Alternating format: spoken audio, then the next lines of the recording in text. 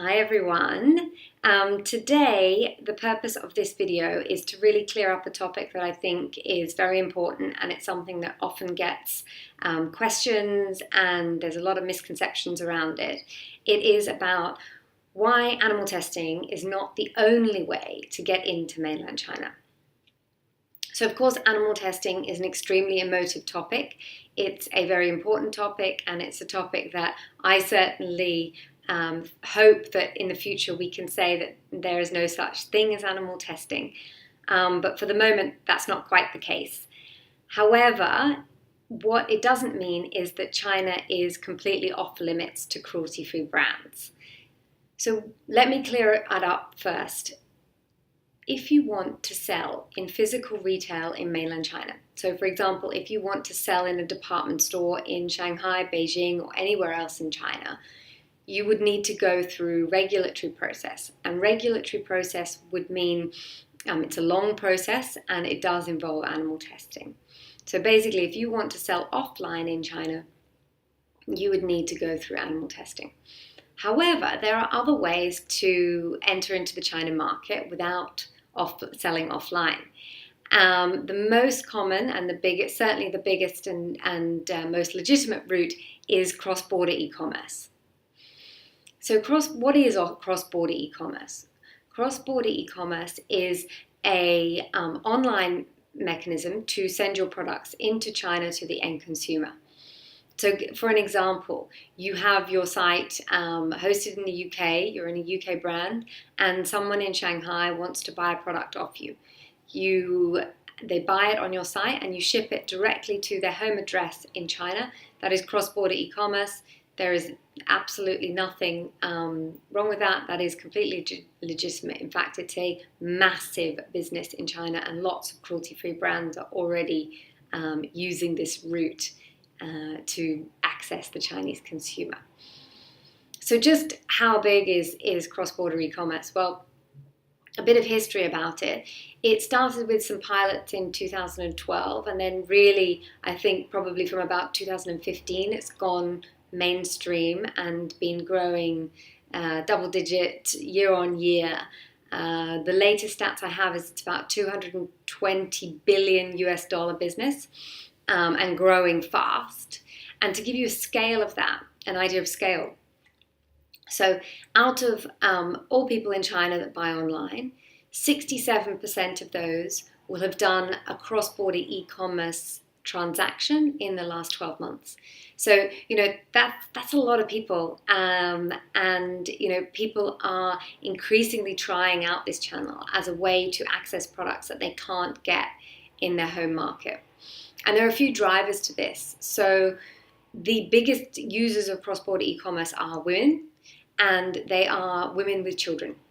So there's a real need and want and desire in China to access goods that are from the West or from outside China, and access them from the home country and having them directly shipped to you without going through any Chinese channels. So this is obviously cross-border e-commerce's main attraction. And cosmetics is the largest number one category. So it's a huge opportunity for cruelty-free brands. There are big brands that are already using it. So brands like Charlotte Tilbury, Miranda Kerr's brand Cora Organics, the US natural beauty brand 100% Pure, and many more. These are just some examples. And also, the big cosmetics players who are not cruelty-free that do sell in China are also using it, but they're using it for a different reason. Registration process currently still takes quite a long time. So it means that the launch time of products in China is delayed versus the rest of the world.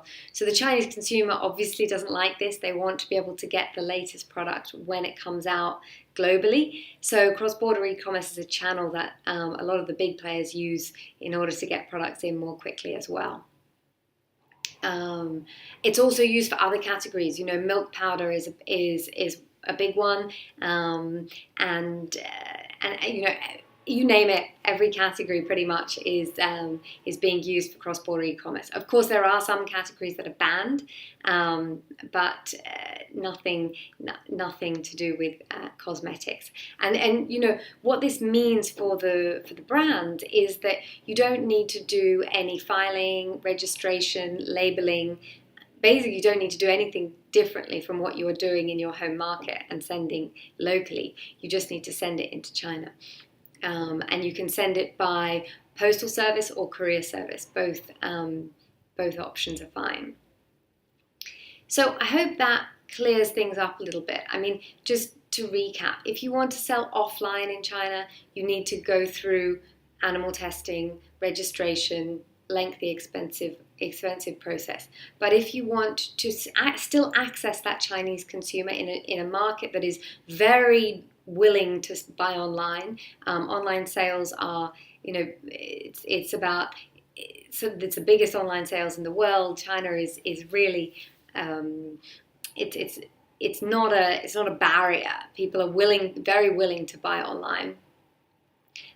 If you want to access the Chinese market, whilst retaining your cruelty-free status, then absolutely you can access it through cross-border e-commerce.